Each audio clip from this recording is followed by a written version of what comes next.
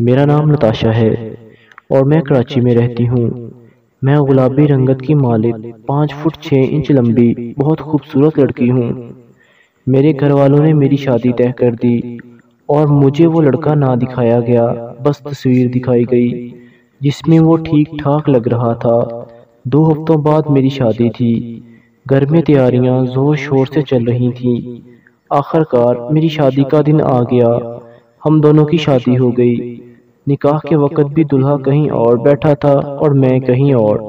خیر رخصتی ہوئی اور میں اپنے سسرال پہنچ گئی۔ میرے سسرال میں رواج تھا کہ وہ شادی کی پہلی رات ہی دلہا دلہن کو علیحدہ کر دیتے تھے۔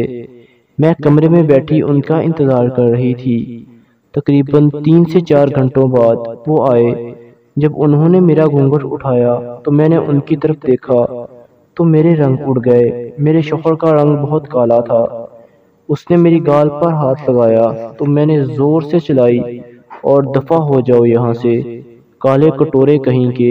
وہ بیچارہ چپ چاپ اٹھ کر چلا گیا۔ شادی سے پہلے میرا ایک بوائے فرینڈ تھا جو کہ بہت پیارا تھا۔ میں نے اپنی قسمت پر رونا شروع کر دیا کہ اتنے پیارے لڑکے کو چھوڑ کر اس کے ساتھ شادی کر لی۔ مجھے کچھ سمجھ نہیں آ رہی تھی کہ میں کیا کروں۔ صبح وہ ناشتہ لے کر میرے کمرے میں آیا۔ میں نے کہا میں نے نہیں کھانا تمہارے ہاتھ کا بنا ہوا کھانا، لے جاؤ اسے۔ وہ اسے وہیں رکھ کر چلا گیا۔ اسی طرح 1 ہفتہ گزر گیا۔ میرا شوہر کام پر جانے لگا۔ میں نے اپنے بوائے فرینڈ کو کال کی اور اسے کہا کہ میں اسے ملنا چاہتی ہوں۔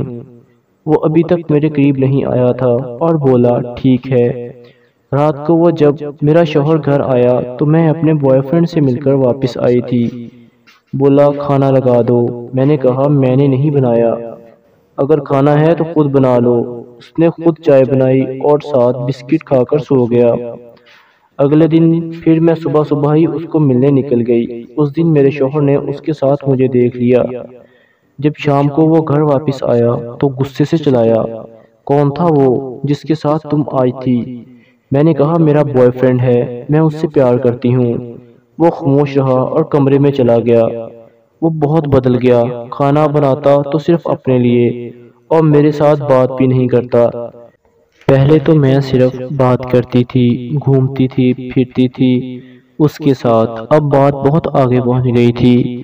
ہم لوگ روز سیکس کرتے۔ ایک دن میرے شوہر کے ساتھ بہت زیادہ لڑائی ہو گئی۔ اس نے کہا دفع ہو جاؤ یہاں سے میں نے کہا ابھی جاتی ہوں۔ میں نے اپنے بوائے فرینڈ کو کال کی اور اسے کہا میں اپنے شوہر کو چھوڑ کر تمہارے پاس آ رہی ہوں، اب ہم شادی کر کے اکٹھے رہیں گے۔ وہ بولا ہیلو، ایسا نہیں ہو سکتا، تم پتہ نہیں کتنی مرتبہ اس کے ساتھ لیٹی ہوگی اور اب شادی میں کر لوں؟ واہ جی واہ کیا بات ہے، میں تمہارے ساتھ شادی نہیں کر سکتا۔ مجھے ایک دم سے چکر آیا اور میں صوفے پر گر گئی۔ میرے شوہر نے مجھے اٹھا کر بیڈ روم میں لٹا دیا اور جب مجھے ہوش آئی تو وہ کام پر جا چکے تھے۔ میں بہت پریشان تھی کہ اب کیا کروں۔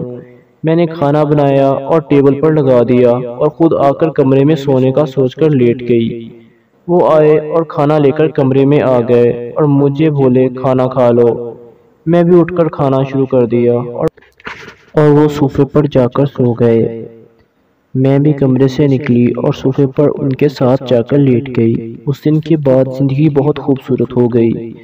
میری ہر خواہش وہ پوری کرتے، جو میں کہتی وہ مل جاتا۔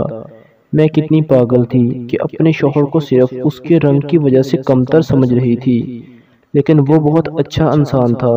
جب میں کہتی مجھے گھمانے لے جاتے اور ہر وقت ہاں جی کہتے۔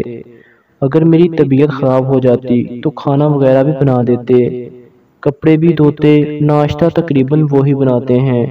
دعا ہے اللہ پاک سب کو ایسا ہی شوہر عطا فرمائے، آمین ثم آمین۔